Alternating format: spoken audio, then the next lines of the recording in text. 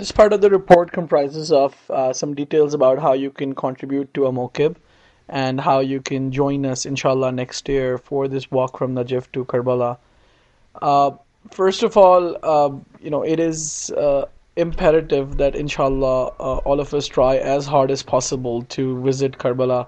For those of you who have had the opportunity to visit, may Allah give you an opportunity to visit again. And for those who haven't had an opportunity to visit yet, inshallah, may Allah give you an opportunity by the Arbaeen next year or at the Arbaeen next year to visit Karbala. Karbala is one of the only ziyarat where we are encouraged to even borrow money to go for ziyarat. So we are encouraged to even take a loan to go to Karbala and do the ziyarat of Imam Hussain alayhi salam. You cannot go to Hajj on a loan, but you're encouraged to go to Karbala by borrowing money and going there. In fact, there are countless ahadiths. For example, Imam Muhammad Baqir alayhi salam said that if people knew the fazilat of visiting Imam Hussein's grave, then they will die of the aspiration to go there. And there are other countless ahadiths about how important it is for us to visit. And of course, visiting the grave of Imam Hussein should not be for sawab or fazilat. Sawab is the raghbat or the attraction that Allah has kept. Just like you may give a chocolate to your son for doing his homework, but the chocolate is not the real purpose for why he should learn mathematics. And similarly, sawab is not the reason for why we go to Karbala. It is an attraction that Allah has kept. And indeed, there is a lot of sawab, and indeed, it would be given to people, inshallah, who visit Karbala. But the main purpose of visiting Karbala, and there are many purposes, is for us to become Husseini, for us to join the mission of the Hussein of our time, for us to say Labbaik Ya Hussein, and for us to make sure that the center of our life and our families is Karbala, and for us to get out of this mental slavery and inferiority complex that many of us have living in the Western societies, being fascinated with things around us.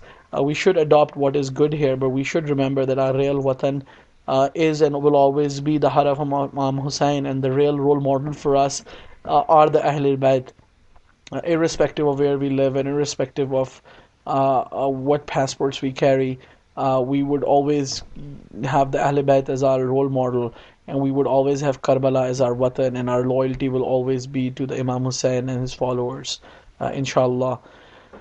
So again, I think it is also very important for us to visit to ensure that we stay connected with it, so that no other Saddam or no other forces can come and do to Karbala what they were able to do in terms of damaging the shrines, and many of us did not even find out that how was able to do the. So I think if we stay connected in our base in Karbala, in addition to whatever benefits, and there are many that we may drive personally as an ummat as well, we can ensure that we are giving out a message. There are some people who are concerned about the safety. Again, that is a personal choice. But my advice is, again, if you look at the statistics, it seems to be very safe statistically. As I said, we had about 15 to 20 million people visit Karbala, with only a few hundred of them being martyred during this way. Most of us are much more likely to die of overeating and the diseases associated with overeating, whether it's high blood pressure, heart attack, diabetes, or other things. To die while going for the ziyarat of Imam Hussein's grave is an honor that very few of us will have in this life. So personally, my personal opinion is that it is very safe, and it is safe for you to walk between these two places. But again, that's something that you can determine for yourself. If you are able to join, it is not only great for you, but it is also wonderful for everybody else that is there to see the global Shia born and the global Shia movement. So you meet people from Bahrain, from Kuwait. You hear about people from Qatif, Saudi Arabia, how the Wahhabis are doing mazalim on them today. You kind of become connected with the world of Shia around you that you may not be aware of in the manner that you see when you go for this particular walk. Um, in terms of what you can do, first of all, there are many ways that you can contribute. For example, if you are going to contribute to a mokib, and many people express the desire, so we had a number of people who have contributed, who could not make it themselves. Um, you can give any amount of money, and roughly I've given you some estimates that you can do disposables for 1,000 people for about $5. You can arrange water for 500 people for about $10. You can organize trash cans, which is a big need there to keep the places clean, for about $20. You can organize food for about 500 people for about $100. There is a big need for washrooms, so you can do the washrooms. You can build a new washroom facility for about $3,000, and you can have a sort of a complete mock-up arrangement for 100 people, including the tents, blanket, mattresses, washrooms, everything included, for about $5,000. What you can also do is you can sponsor an Iraqi orphan for about 1 year for about $600. So there are many, many ways that you can contribute and that you should contribute.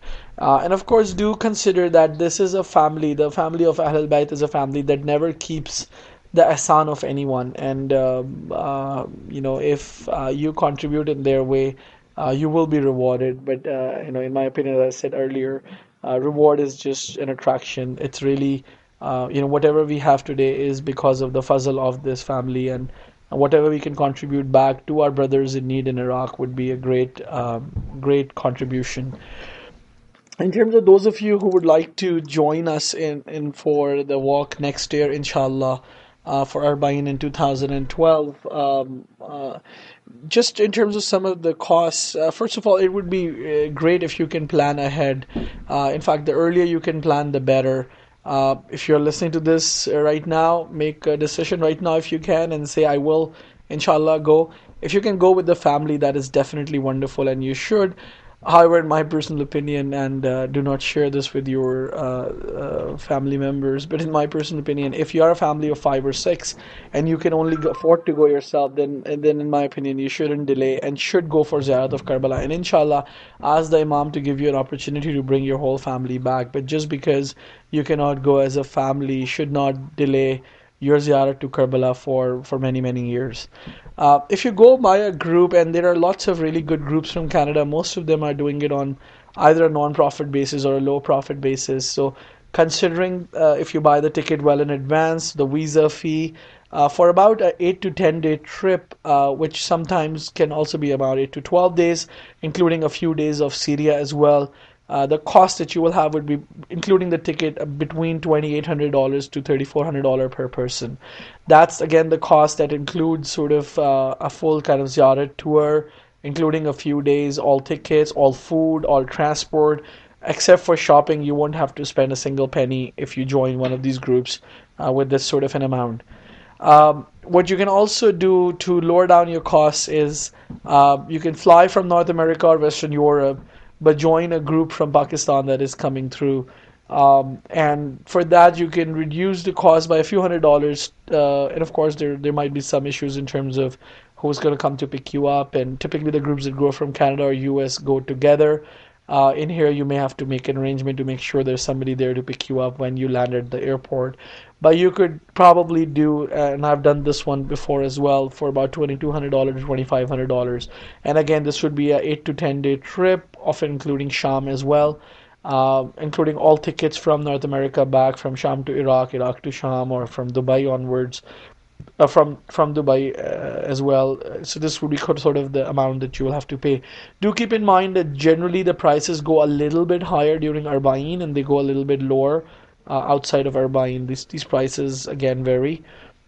The way I was able to do it this time, I spent a total of less than $600 in addition to the ticket. The ticket you can typically get between $1,100 and $1,300, but this particular mechanism means that this is a 7 to 9 day Iraq trip only.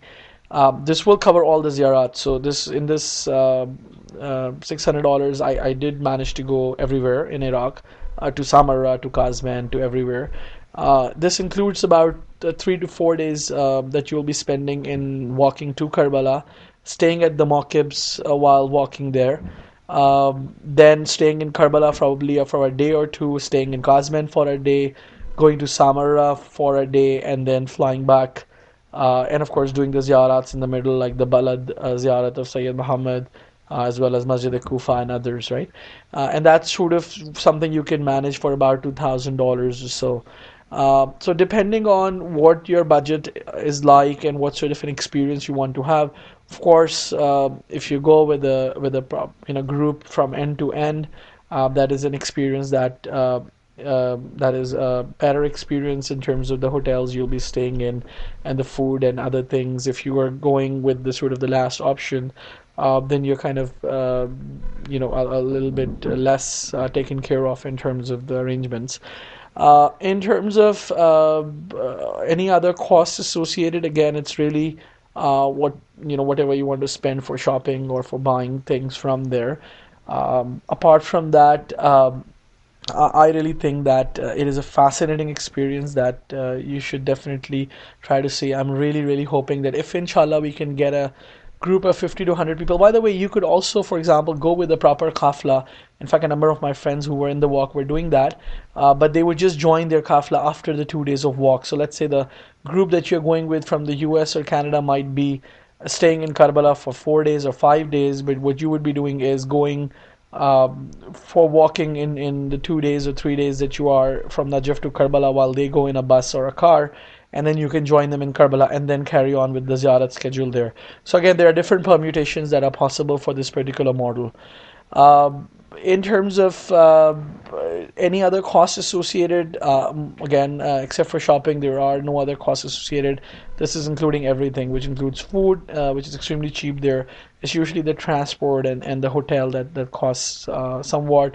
The reason that it's much cheaper with this sort of a walking trip and staying at the markets is that for half of this trip, because you are staying along the way in the markets that are provided for free, there's no hotel cost, and then later on you're joining a bus or something for the ziyarat that you're doing.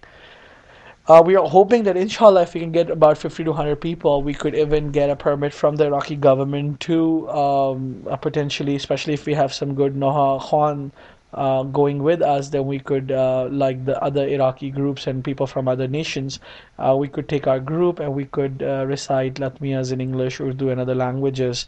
And I think that would be quite an interesting thing. One of the other things we also want to do is, again, we've already talked to some of the mokibs. So again, those of you who would like to contribute, we can ensure that money is sent by the time of Ashura to these mokibs so that they can use it for the khidmat of the Zaireen.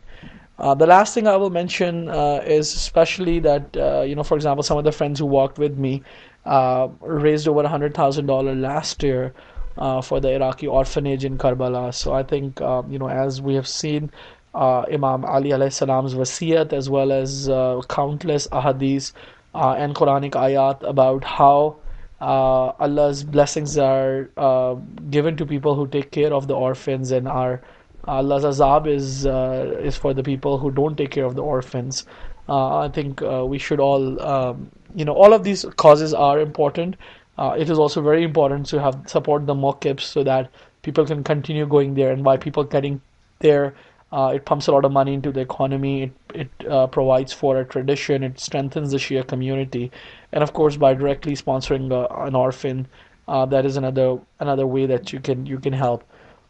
If you have any questions, or if you would like to join us for the walk, either if you're already going through a kafla, or if you would like us to sort of do it kind of our way, then please send an email to lessonsfromkarbala@gmail.com. And of course, just to clarify, we will not be taking a commercial kafla. There's no profit involved, and you will not be paying us anything. It would be whatever arrangements that are made, you will pay for the ticket directly, and whatever other arrangements are made, you will pay for directly as well. So this is not done for a profit or on a commercial basis. So inshallah, may Allah give all of you and all of us an opportunity to visit Karbala again and again.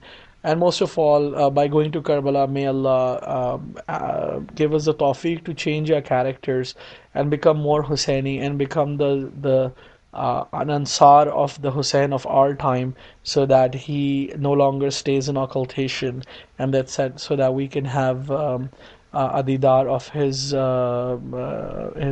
Purnur face, inshallah, in our lifetimes. May Allah hasten the return of our Imam, and enable us to become his true followers. Allahumma salli ala Muhammad wa ali Muhammad wa ajil farajahum.